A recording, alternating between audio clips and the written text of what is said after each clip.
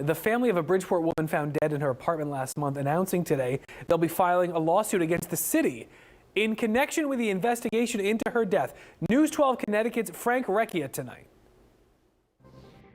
What we've been noticing is that there's a systemic level of corruption in the city of Bridgeport. The family of 23-year-old Lauren Smith Fields coming together for a press conference Sunday, the pain they're going through written all over their faces.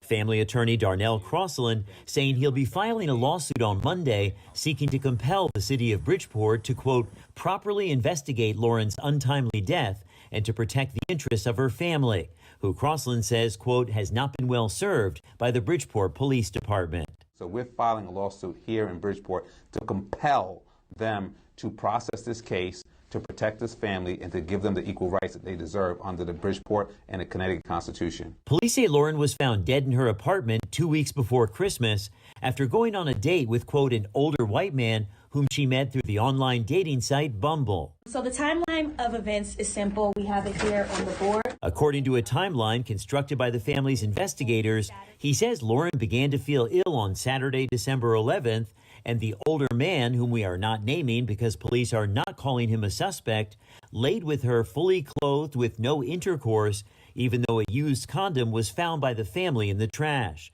Crosland says the next morning, the man found Lauren bleeding from her nose and mouth, called 911, and Lauren was pronounced dead.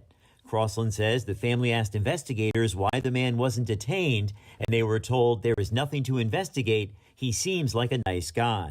And the way how they spoke to us, where they treated us, hanging up the phone, told us to stop calling them, it's disgusting. The family also announcing today they'll be holding a peaceful march on behalf of Lauren next Sunday.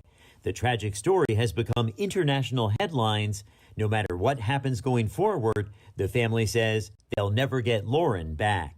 Life has changed for our family. It would never be the same ever again. In Bridgeport, Frank Recchia, News 12, Connecticut. The city has said they can't comment on pending litigation, an investigation, I should say, especially since the medical examiner has not yet released the cause of death. They say they extend their deepest condolences to the family, and the handling of the investigation is under review by the Detective Bureau and command staff.